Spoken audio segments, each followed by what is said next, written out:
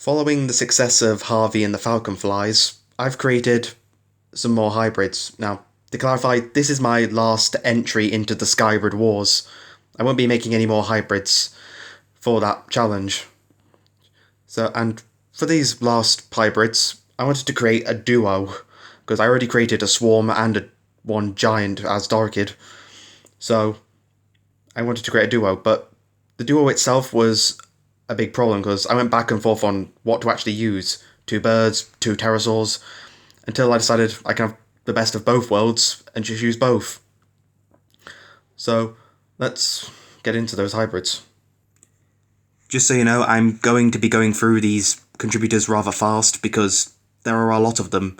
Both hybrids have 9 contributors. So, starting with the base for my first hybrid, is a very underrated species of bird that I don't think anyone has really taken advantage of. At least that I know of. The southern giant petrel. This is a bird that can be found in Antarctica, and is probably one of the most disrespectful birds on the planet. That red around its face? Those aren't its feathers. If you know, you know. Giant petrels are very disrespectful birds. It's very aggressive and will likely aid into providing a very good base for the hybrid.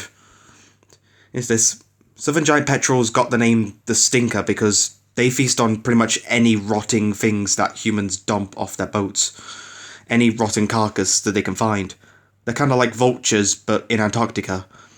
So this gives them a very good immune system, as well as a projectile attack, as they vomit out parts of the digested stomach acid, which will dissolve at the waterproof coating of feathers. As well as this, some of the southern giant petrel's hunting styles will be taken into account, because these guys have a nasty habit of breaking into penguins through the back door, typically targeting the softer parts of the body. These strategies can be enhanced. To the shock of absolutely no one, Argentavis provides the size, giving this hybrid a much bigger stance over both Maggie and Volt, because we'll be utilising the full benefits of the Argentavis size. Maggie and Volt are very light, well, especially Maggie, considering she used Argentavis as a component for size, and only weighs around half the weight of an Argentavis. This southern giant petrel hybrid is much heavier than her, so it should be able to overpower her. To enhance the killing strategy of this hybrid, I've gone for a very unorthodox contributor, the Shrike. It doesn't seem very threatening, but Shrikes have this very tiny hook on the end of their beaks. Birds don't typically use the hooks on their beaks for much, but Shrikes do. And the way they do it is pretty disturbing. They would likely do this by landing on their opponent and driving that hook into the base of their neck and severing their spinal cord. But Shrikes have a nickname, Butcher Birds, and some of this butcher element will be taken into account for my bird, as instead of doing it into the back of the neck, it'll be doing it into the front, and then sliding down the stomach, pretty much gutting the hybrid. Which, yeah, it's going to be a pretty effective strategy to literally butcher these hybrids. Now, giant petrels have another way of killing things. They don't just go after penguins, they also go after large seabirds like the albatross, and they do this by holding them underwater and drowning them. To aid in this killing method, I'll be using cormorant DNA to give our hybrids improved leg and neck muscles, as well as a waterproof coating of feathers and webbed feet to help better aid in steering through water. So, my bird hybrid will be a lot more adept to water than both Maggie and Volt, and could likely be able to drown them, thanks to strong wings.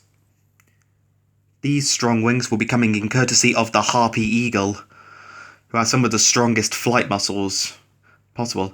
We'll also be taking its large talons. I'm not entirely sure if talons will affect its swimming speed, but I'm kind of hoping it doesn't. But there's another weapon on my bird, hidden in its wings, coming from a very unorthodox source. This is a takahe. It's a species of flightless bird endemic to New Zealand. And the reason why we'll be using this is because it has a hidden set of spurs in its wings. Think of it as like hidden mini knives in its wings, which can be used to stab Maggie and Volt, which would further aid in causing pain and drowning them, because going into water with an open wound is definitely not a good way to live.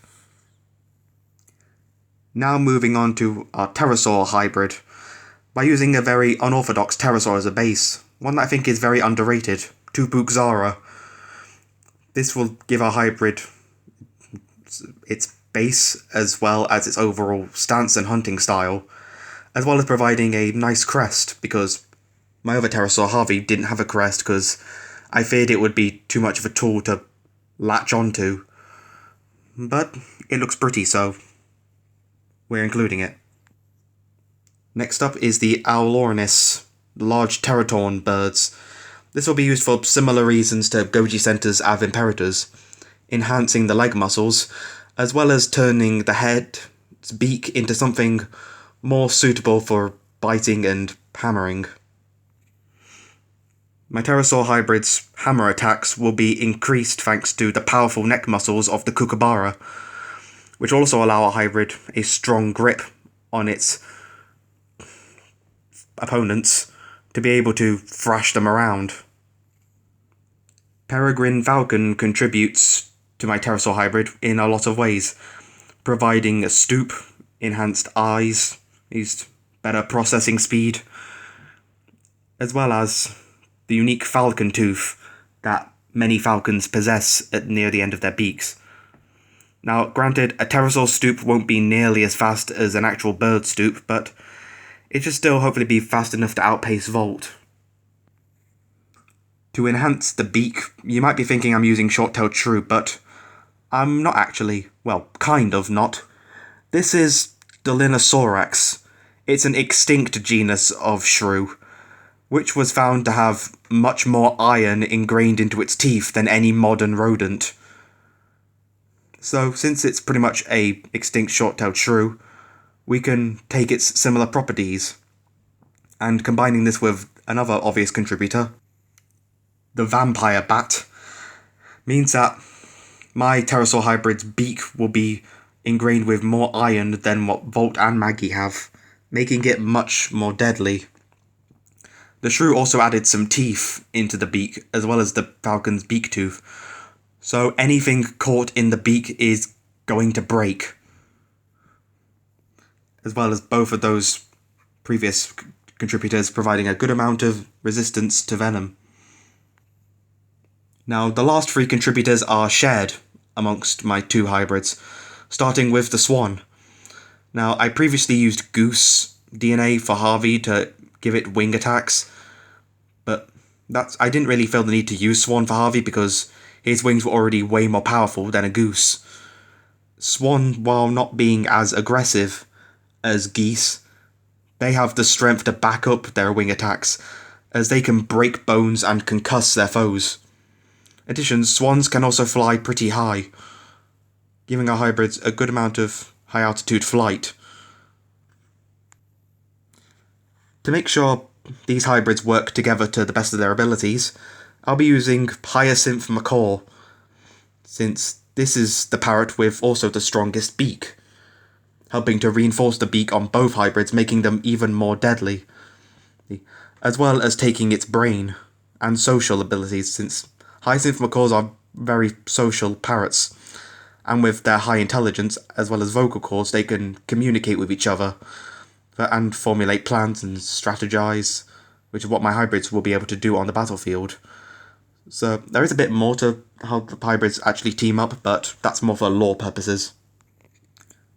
The last contributor for each is the Arctic Tern, thanks to its ability to fly from pole to pole, giving my hybrids much increased stamina. And here they are, Rhea and Damian, the Terror Twins. If this sounds familiar, then it is. You see, I'm quite a big wrestling fan, and so are these creatures for the lore purposes. Both of them have watched a lot of wrestling. similar to me. Some of their favourites being, of course, based on Rhea Ripley and Damian Priest, which is where they were named from, thanks to their duo, the Terror Twins. It's back from last year.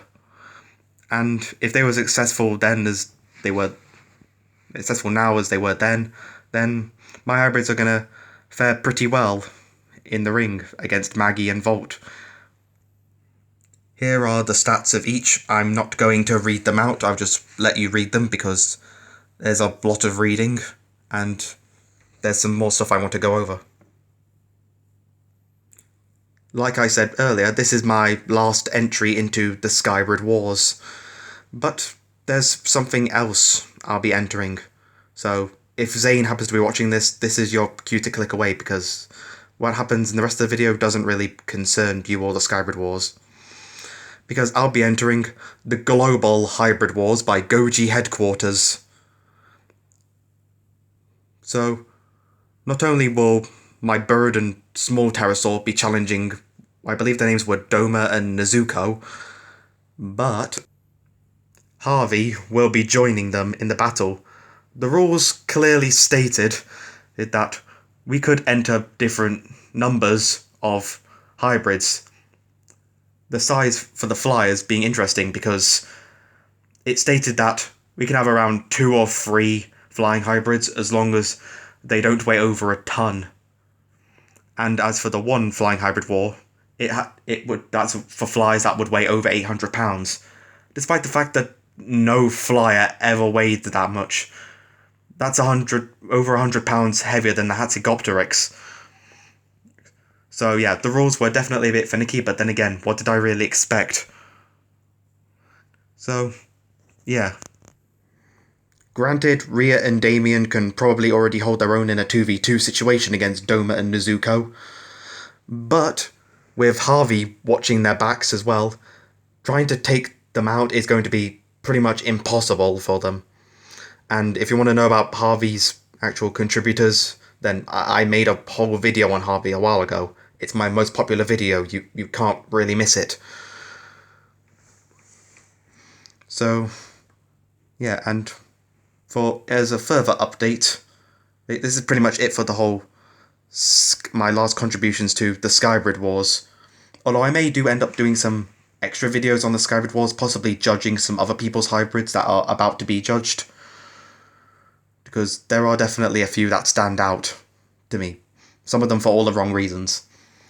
But that's pretty much it for now. Tune in for tomorrow for episode 8 of Bruce's Battles, where he'll be going up against a very unorthodox opponent in an equally unorthodox environment.